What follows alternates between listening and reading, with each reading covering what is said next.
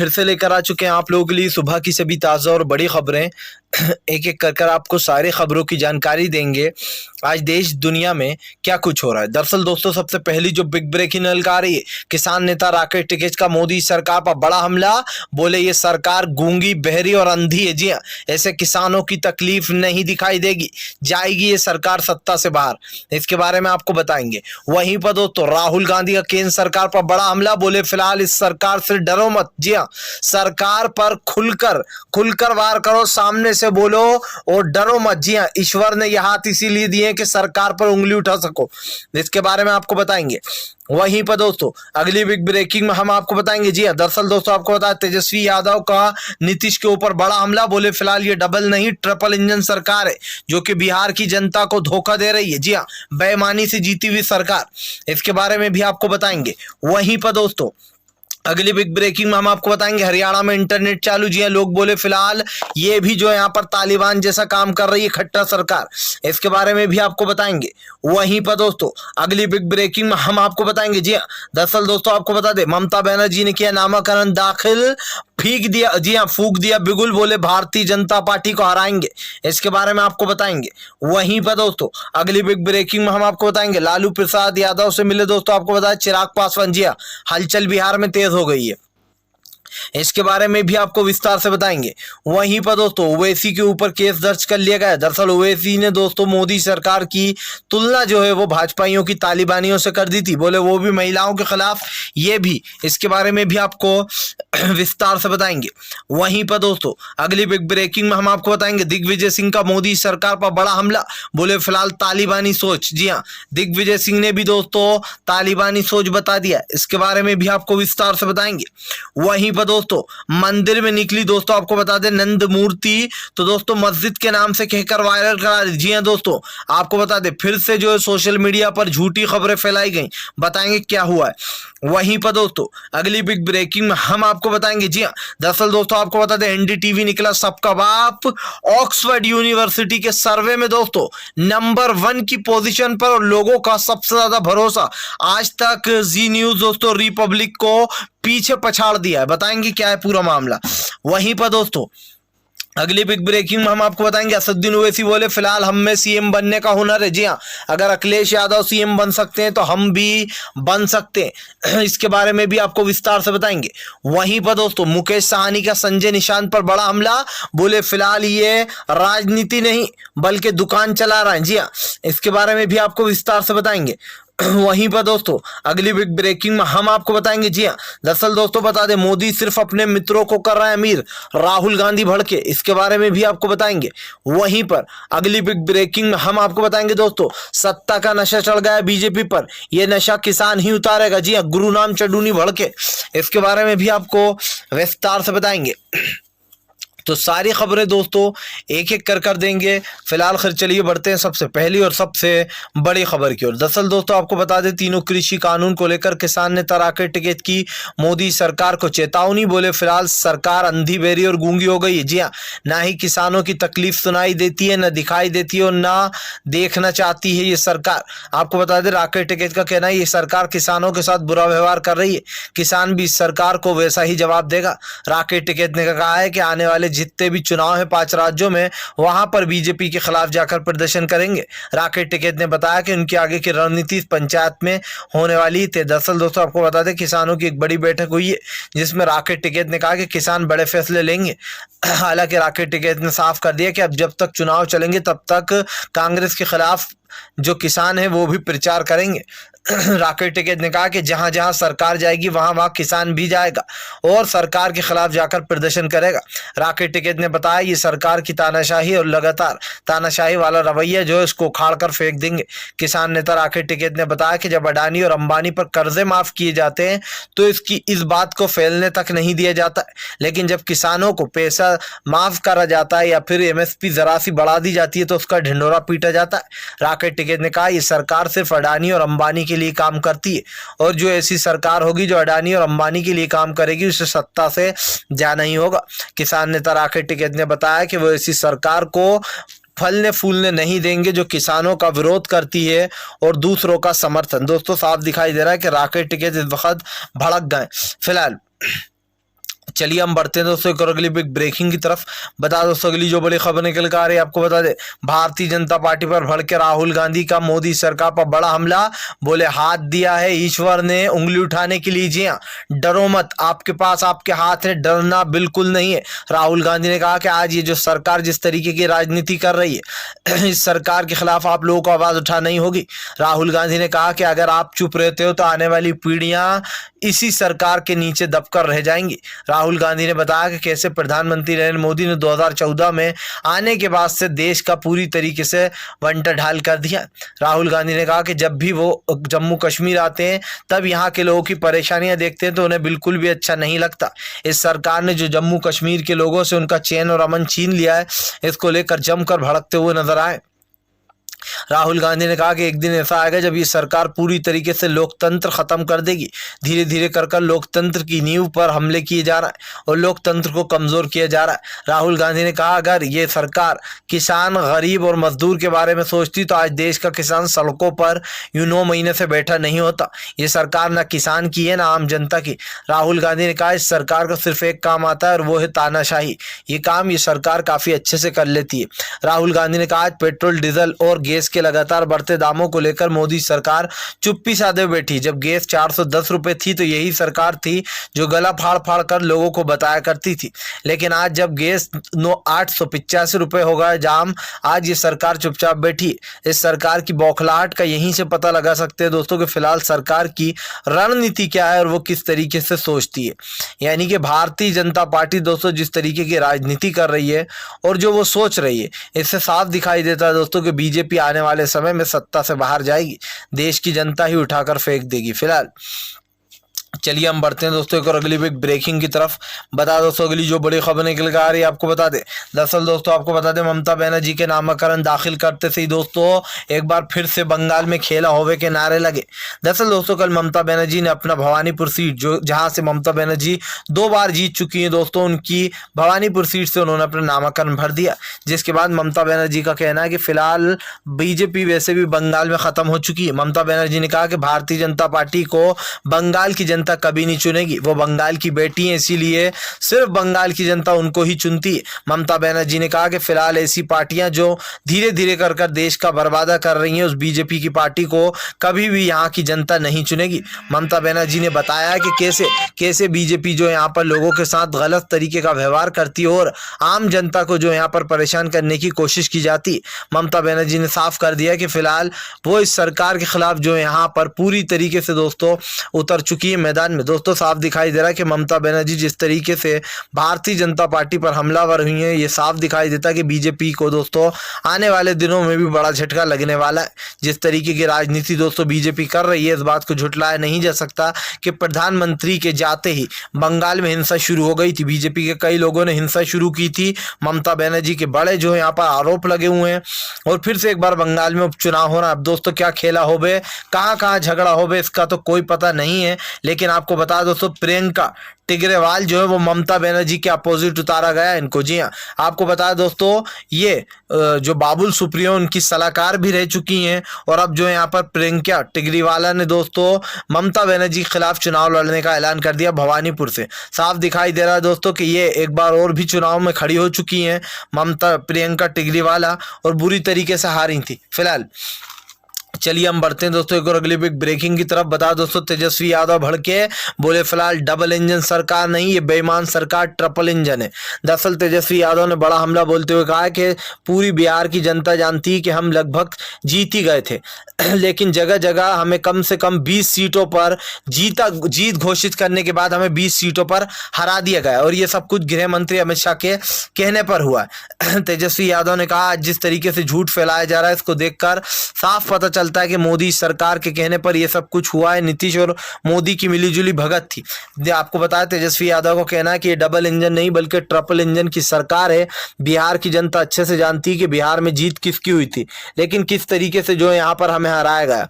तेजस्वी यादव ने साफ कर दिया कि फिलहाल ये सरकार कितना ही कुछ कर ले, लेकिन ये सरकार किसानों के दिल में और आम जनता के दिल में अपनी जगह नहीं बना पाएगी। तेजस्वी यादव ने बताया कि इस सरकार की बेईमानी साफ दिखाई दे रही है। आज पूरे बिहार की जनता इनसे परेशान है। तेजस्वी यादव की दोस्तों इस बयानबाजी पर लोग काफ़ी ज़्यादा खुश हुए हैं और जिस तरीके से तेजस्वी ने बीजेपी और नीतीश की खास करके पोल पट्टी खोल डाली है, उसको लेकर दोस्तों जनता क्या आप और हम भी देख रहे हैं कि कैसे बिहार में गरीबी भुखमरी बढ़ती जा रही है। जो मोदी सरकार ने लोगों को नौकरियां देने का वादा किया था, उन नौकरियों का कुछ पता आता नहीं है फिलहाल। खैर चलिए हम बढ़ते हैं दोस्तों एक और अगली बिग ब्रेकिंग की तरफ। बता दोस्तों अगली जो बड़ी खबर निकल कर आ रही, जी हाँ, दरअसल दोस्तों आपको बता दें किसान नेता गुरुनाम चडूनी भड़के बोले भारतीय जनता पार्टी सत्ता से जब तक नहीं जाएगी तब तक इसका अहंकार नहीं टूटेगा। गुरुनाम चडूनी का कहना है हम ऐसी सरकार को सत्ता में नहीं रहने देंगे जो किसान विरोधी सरकार हो। गुरुनाम चडूनी ने बताया कि कैसे किसानों के समर्थन को जो है यहाँ पर गलत तरीके से यूज किया जाता है। ये वही किसान है जिन्होंने मोदी सरकार को वोट दिए थे और आज इन्हीं किसानों के साथ बुरा व्यवहार किया जा रहा है। गुरुनाम चडूनी ने बताया कि फिलहाल वो इस सरकार के खिलाफ मोर्चा खोलेंगे, सरकार को सपोर्ट नहीं करेंगे। गुरुनाम चडूनी ने कहा कि आज किसान 9 महीने से सीमाओं पर बैठा है लेकिन सरकार की नींद नहीं खुल रही है। सरकार के साथ जो पहले दौरों की बातचीतें हुई, जो 12-13 दौरों की, उसमें कोई भी बात नहीं बन पाई। आपको बता दें गुरुनाम चडूनी ने साफ कर दिया कि फिलहाल एक ऐसी सरकार जो किसानों के विरोध में हो जाए या जो किसानों का विरोध करे, ऐसी सरकार के ऊपर दोस्तों पूरी तरीके से प्रतिबंध लग जाना चाहिए। सीधा सीधा गुरुनाम चडूनी ने कहा कि ये सरकार लगातार तानाशाही वाला रवैया अपना रही है और जिस तरीके से ये रवैया अपना रही है सरकार, इससे साफ दिखाई देता है कि फिलहाल आने वाले समय में भारतीय जनता पार्टी बुरी तरीके से हारने वाली है। आपको बता दें दोस्तों बीजेपी के खिलाफ इससे पहले भी कई बार मोर्चा खोल चुके हैं। जी हाँ, गुरुनाम चडूनी का ये बयान सोशल मीडिया पर वायरल भी हो रहा है, जहां पर गुरुनाम चडूनी ने कहा कि 2024 नजदीक आने वाला है, सरकार को सत्ता से वापस भेज देंगे। फिलहाल चलिए हम बढ़ते हैं दोस्तों एक और अगली बिग ब्रेकिंग की तरफ। बता दोस्तों मायावती ने काटा मुख्तार अंसारी का पत्ता तो असदुद्दीन ओवैसी ने दे डाला ऑफर। दरअसल दोस्तों आपको बता दें मायावती ने जो यहाँ पर मुख्तार अंसारी का पत्ता काट कर दूसरों को टिकट दे दिया, जिसके बाद दोस्तों आपको बता दें जो मुख्तार अंसारी हैं उनके सपोर्ट में असदुद्दीन ओवैसी आ गए। असदुद्दीन ओवैसी का कहना है कि मुख्तार अंसारी के ऊपर अभी तक कोई भी ऐसा जुर्म साबित नहीं हुआ है जिससे कि उनको ये कहा जा सके कि फिलहाल उन्होंने ये क्राइम किया। असदुद्दीन ओवैसी का कहना है कि फिलहाल मुख्तार अंसारी को फंसाया गया और मुख्तार अंसारी के साथ वो हैं। असद ओवैसी ने कहा है कि फिलहाल वो मुख्तार अंसारी को टिकट देने को राजी हैं, फिर मुख्तार अंसारी कहीं से भी अगर चुनाव लड़ना चाहे तो वो लड़ सकते हैं। मुख्तार अंसारी का कहना है कि असदुद्दीन ओवैसी कहना है कि मुख्तार अंसारी जहां से बोलेंगे हम उन्हें वहां से चुनाव लड़ाएंगे, बस मुख्तार अंसारी एक बार हाँ बोले। आपको बता दोस्तों मायावती ने भले ही मुख्तार अंसारी का पत्ता काट दिया हो, लेकिन जो अखिलेश यादव की पार्टी में दोस्तों मुख्तार अंसारी के जो बड़े भाई हैं वो पहले ही शामिल हो चुके हैं। अब साफ दिखाई दे रहा है दोस्तों कि असदुद्दीन ओवैसी ने जाल फेंक दिया है मुख्तार अंसारी को झांसे में लेने को। फिलहाल खैर चलिए हम बढ़ते हैं दोस्तों एक और अगली बिग ब्रेकिंग की तरफ। बता दोस्तों अगली जो बड़ी खबर निकल कर आ रही है, दरअसल दोस्तों आपको बता दें प्रेस के मित्रों को बुरी तरीके से लगा है झटका। दरअसल दोस्तों बड़े बड़े चैनलों को पछाड़कर एनडीटीवी निकला सबसे आगे। जी हाँ दोस्तों, देश की सबसे बड़ी यूनिवर्सिटी ऑक्सफोर्ड यूनिवर्सिटी के सर्वे में दोस्तों एनडीटीवी नंबर 1 पर और एनडीटीवी ने दोस्तों इसको शेयर भी किया है अपने ट्विटर अकाउंट पर। तो क्या है खबर दोस्तों बताते हैं। दरअसल दोस्तों आपने देखा होगा बहुत सारे गोदी मीडिया चैनल हैं जो सिर्फ सच बताने के बजाय दोस्तों मोदी सरकार की मुखालफत करते हैं, तारीफ करते हैं या फिर यूं कह दें कि दलाली करते हैं। और ये सब क्यों करते हैं दोस्तों ये लोग? क्योंकि इनके चैनलों को करोड़ों रुपए के एड मिलते हैं। एक दिन में दोस्तों 200 करोड़ एडों पर खर्च किए जा रहे हैं। मोदी का आंकड़ा निकलकर सामने आया। अब दोस्तों ऑक्सफोर्ड यूनिवर्सिटी ने एक सर्वे कराया जिसमें यह पता करने की कोशिश की गई कि जो यहाँ पर सबका जो है यहाँ पर एकदम निष्पक्ष चैनल और सबका मन पसंदीदा चैनल कौन सा है। जिसके बाद दोस्तों आपको बता दें लोगों ने जो यहाँ पर वोट किए। आपको बता दोस्तों ऑक्सफोर्ड यूनिवर्सिटी सबसे बड़ी यूनिवर्सिटी मानी जाती है। जी हाँ, और इस सर्वे में दोस्तों आपको बता दें सबसे पहले नंबर पर जो आया निष्पक्ष पत्रकारिता में दोस्तों वो था एनडीटीवी, क्योंकि एनडीटीवी पर लोग भरोसा करते हैं दोस्तों और इसकी खबरें देखना उनको पसंद है। अब दोस्तों इसमें और भी चैनल थे। इसमें कौन कौन से चैनल थे दोस्तों मैं आपको नाम बता देना चाहता हूँ। इसमें दोस्तों टाइम्स नाउ था, आज तक था, रिपब्लिक था और जी न्यूज था। और भी चैनल थे दोस्तों। लेकिन आप सोचिए दोस्तों आज तक जो कि अपने आप को नंबर 1 चैनल कहता है, इसको एनडीटीवी ने पछाड़ दिया। जी न्यूज दोस्तों, रिपब्लिक, आर भारत दोस्तों और जो न्यूज टुडे, इन चैनलों को दोस्तों पछाड़ते हुए एनडीटीवी सबसे आगे निकल गया और ऑक्सफोर्ड यूनिवर्सिटी के सर्वे में निष्पक्ष चैनल जिसको माना गया है, जो बिना डर के दोस्तों बिना डरे पत्रकारिता करता है, वो है एनडीटीवी। साफ दिखाई दे रहा है दोस्तों, जब आज पूरी मीडिया जो है दोस्तों गोदी मीडिया बन चुकी है और मोदी सरकार की मुखालफत में लगी है, इससे साफ दिखाई देता है कि सरकार का पूरी तरीके से वंटा ढाल हो गया। यानी कि दोस्तों सरकार कितनी ही कोशिश कर ले, इस सरकार का जो है दोस्तों लुटिया डूब चुकी है। अदरवाइज अगर बात की जाए दोस्तों दूसरी चैनलों की, तो आप देखिए ना किस तरीके की जो है न्यूज़ें चला रहा है वो। मोदी की तारीफ में न्यूज़ें चलाई जाती हैं, रेप हो जाते हैं, घटनाएं हो जाती हैं बड़ी बड़ी, लेकिन दोस्तों कोई चैनल उन आवाज़ों को नहीं उठाता। फिलहाल चलिए हम बढ़ते हैं दोस्तों एक और अगली बिग ब्रेकिंग की तरफ। बता दोस्तों अगली जो बड़ी खबर निकल कर आ रही, दिग्विजय सिंह का दोस्तों भारतीय जनता पार्टी पर बड़ा हमला। दरअसल दोस्तों आपको बता दें, हरियाणा के खट्टर को दिग्विजय ने बता दिया तालिबानी सोच का। दरअसल दोस्तों हरियाणा में इंटरनेट बंद कर दिया गया था, जिसके बाद अब दिग्विजय सिंह भड़क गए। दिग्विजय सिंह का कहना है कि फिलहाल हरियाणा की सरकार की जो सोच है वो तालिबानियों जैसी है और इनकी सोच तालिबान को वो बताती है। दरअसल दोस्तों आपको बता दें, लगातार जो यहाँ पर तालिबान की खबरों पर उठ रहे सवाल को लेकर फंस गई है भारतीय जनता पार्टी। साफ दिखाई दे रहा है दोस्तों बीजेपी जिस तरीके की राजनीति कर रही है, उससे बीजेपी पूरी तरीके से बौखला रही है। इस बात को दोस्तों झुटलाया नहीं जा सकता कि प्रधानमंत्री नरेंद्र मोदी के नेतृत्व में पूरी तरीके से देश विफल होता चला जा रहा है। दरअसल दोस्तों देश में आज जो हालात हैं और जो देश की स्थिति बनी हुई है, उससे साफ दिखाई दे रहा है कि देश के में प्रधानमंत्री नरेंद्र मोदी की पूरी तरीके से लुटिया डूब चुकी है। सबसे बड़ा सवाल ये उठता है दोस्तों कि आज जिस तरीके से देश में जो भी चल रहा है उसको लेकर आम जनता का दोस्तों गुस्सा फूटता चला जा रहा है। इस बात को दोस्तों झुटलाया नहीं जा सकता कि प्रधानमंत्री नरेंद्र मोदी के खिलाफ देश एकजुट हो चुका है। और दोस्तों ये सवाल भी आपके सामने कि किस तरीके की राजनीति की जा रही है। फिलहाल चलिए हम बढ़ते हैं दोस्तों एक और अगली बिग ब्रेकिंग की तरफ। बता दोस्तों अगली जो बड़ी खबर निकल कर आ रही है, आपको बता दोस्तों नंदी की मूर्ति मिलने के बाद दोस्तों अब सांप्रदायिक दंगे फैलाने की कोशिश। दरअसल दोस्तों आजकल सोशल मीडिया पर एक तस्वीर तेजी से वायरल की जा रही है, जिसमें बताया जा रहा है कि देखिए मस्जिद जहां पर है उसकी खुदाई में कैसे जो यहाँ पर नंदी की मूर्ति लिखी है। जिसके बाद दोस्तों अंधभक्तों ने कमेंट करना शुरू कर दिया। कुछ अंधभक्तों ने लिखा कि हर मजार हर मस्जिद की कहानी यही है। जी हाँ, इसके नीचे मूर्तियां ही मिलेंगी, मतलब मस्जिद की जगहों पर मंदिर की जगह है। इस तरीके की दोस्तों बातें की गई हैं। अब सवाल ये उठता है दोस्तों कि क्या ये फोटो सही थी दोस्तों। जिसके बाद दोस्तों आपको बता दें मोहम्मद जुबैर जो है दोस्तों, जिनका अल्ट न्यूज वेबसाइट है, बेसिकली अल्ट न्यूज दोस्तों वेबसाइट, वहां पर जो यहाँ पर ये अल्ट न्यूज पर ऐसे बड़े बड़े खुलासे करते रहते हैं। मोहम्मद जुबैर ने दोस्तों जब इसकी तफ्तीश की तो उनको मालूम चला दोस्तों कि दरअसल ये तस्वीर जो वायरल की जा रही है दोस्तों, ये तस्वीर एक मंदिर की है दोस्तों, जिस मंदिर में खुदाई करते वक्त आपको बता दोस्तों नंदी की ये मूर्ति मिली थी। आपको बता दोस्तों सिलरिया एक गांव है, वहां पर इसकी मूर्ति मिली थी। अम्मान मंदिर है दोस्तों, अम्मान मंदिर में दोस्तों ये खुदाई के वक्त ये मूर्ति मिली थी। जिसके बाद अंधभक्तों ने दोस्तों कोई सी भी फोटो उठाई और उसके आगे एडिट किया मस्जिद को और ये बता दिया कि देखिए मस्जिद की खुदाई में कैसे मंदिर की नंदी की मूर्ति मिली है। जिसके बाद दोस्तों लोगों ने अंधभक्तों ने कमेंट करना शुरू किया। जब मोहम्मद जुबैर अल्ट न्यूज के जिन्होंने इसकी तफ्तीश करना शुरू की तो उनको पता चला कि कैसे जो यहाँ पर अंधभक्त मोदी की बीजेपी की आईटी सेल कैसे झूठ फैला रही है। साफ दिखाई देता है दोस्तों कि आज कैसे सांप्रदायिक दंगे फैलाने की कोशिश की जा रही है। फिलहाल चलिए हम बढ़ते हैं दोस्तों एक और अगली बिग ब्रेकिंग की तरफ। बता दोस्तों अगली जो बड़ी खबर निकल कर आ रही, मुकेश साहनी का दोस्तों निशांत पर बड़ा हमला। बोले फिलहाल संजय निशांत जो है वो पार्टी नहीं बल्कि दुकान चला रहा है। दरअसल दोस्तों मुकेश साहनी का कहना है कि पहले इन्होंने कांग्रेस के साथ सौदा किया, उसके बाद जो यहाँ पर समाजवादी पार्टी के साथ आए और अब जो है बीजेपी के साथ सौदा किया 2019 में।